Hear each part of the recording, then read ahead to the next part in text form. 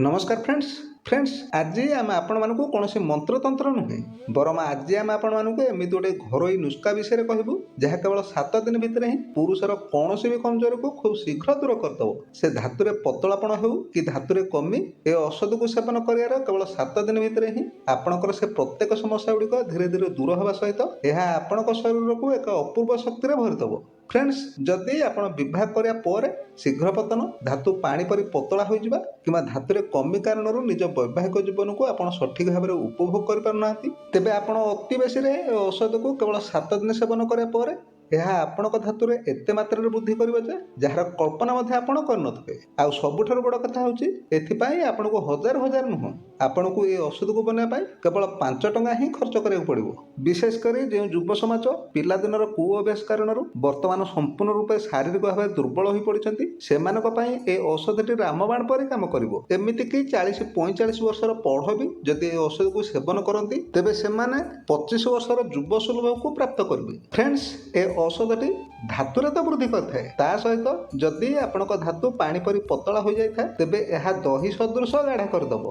Friends जदि आपणकर यही भली कौन भी समस्या थाए तेरे भिडियो को टिके भी स्किप न करी संपूर्ण शेष पर्यंत देखंतु किंतु ता पूर्व भिडियो को जदि एपर्यंत आपण गोटे लाइक टे करना तेबे जल्दी गोटे लाइक करने सहित ए भिडियोटी आपको केमिति लागला ताहा हमको कमेंट माध्यम निश्चय लिखिक जणांतु। फ्रेंड्स जदि आपण गाँ गहली मानकर बसवास करथांती तेबे आपणक आखपाखे बरगछ तो निश्चय थिबो। साधारणतः बरगछ को आम हिंदू धर्म में पवित्र बोली धरा जाए। यह आमको खूब अधिक मात्रा अम्लजान एवं छाया तो दे था किंतु ता सहित बरगछ को आम आयुर्वेदिक ग्रंथ मानकर अधिक मात्रा वर्णना करा जायछि। बरगछ आमर अनेक रोग व्याधि को दूर करिवारे सहायता करथाय। तेबे औषध को बनाया पई आपण सर्वप्रथमे किछि पाचिला बरफल को संग्रह करि नंतु। आ जेतेबेले आपण पाचिला बरफल गुडी को संग्रह करनबे से बरफल गुडी को खूब भल भाव में धोई ताकू प्रथम आप परिष्कार करनी आ जितेबाला बरफल गुड़िक संपूर्ण रूप से परिष्कार हो से बरफल गुड़ को आप संपूर्ण रूप से खरार सुखाई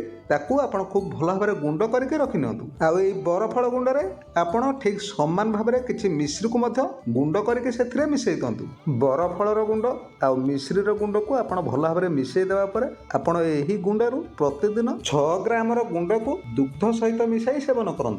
फ्रेंड्स आपड़ देखिए आपण ए औषध को सेवन करार केवल 7 दिन भितर ही ए औषधर प्रभाव आपण निश्चय परिलक्षित करेंगे। तेबे जदि आपणकर समस्या कम मात्रा रही है तेबे ए औषध को आप 21 दिन नचेत ए औषध को आप लगातार 40 दिन पर्यंत सेवन करूँ। आप देखिए ये 40 दिन में आपणकर प्रत्येक समस्या गुड़िक दूर हो जाए। औषध आपण धातु को 100 गुण बढ़ाईदेव। यह संपूर्ण रूप से गोटे प्राकृतिक औषधटे जो टिके भी कौन प्रकार भी केमिकाल ना आपण बिना कौन केमिकाल युक्त बा अधिक दामिका औषध खाया बदल में ए औषध को खाଇବା थरुटे मात्र आरंभ कर दिंतु। आपणकर कौन भी कमजोरी को खूब शीघ्र दूर करंतु। तेबे फ्रेंड्स ए तो गला निजर धातु को वृद्धि करने प्रथम उपाय किंतु एमती भी अनेक लोक अछंती जो मानक आखपाखे कौन प्रकार बरगछ ना कि आखपाखे बरगछ थिले मध्य सेमानकु बरफल संग्रह करियारे बहुत कष्ट होता है। आउ जदि आपणकर सेही भली कौन भी समस्या थाए तेबे आपण एहा बदल में आउ गोटे उपाय को मध्य चाहिए करेंगे। आपण कौन करेंगे ना आपण प्रथमे किछि कइया मंजी को संग्रह करनंतु। एई कइया मंजी आपण को खूब सहजरे दुकान रे किबा जो माने गुपचुप बिक्री करछंती सेमानक पाखरु आपण एहू खूब सहजरे किनि पारिबे। गुपचुप व्यापार करथवा व्यक्ति को जदि आपण 5-10 टଙ୍କା देई दियंती तेबे सेमाने आपण को खूब सहजरे अनेक मात्रा रे कइया मंजी देई पारिबे। आपण ए कइया मंजी को संग्रह कर देबा परे से कइया मंजी गुड को 3-4 दिन पर्यंत संपूर्ण रूप से पानी रे बतुरे की छाड़ी दियंतु। आपण देखिबे कइया मंजी गुड को 3-4 दिन पानी रे बतुर रहिया फल से मंजीर चोपा गुड़िक खूब सहजरे आराम उतरी जीवो। आउ से कइया मंजी गुड़िक आप जो चोपा को छड़े देबे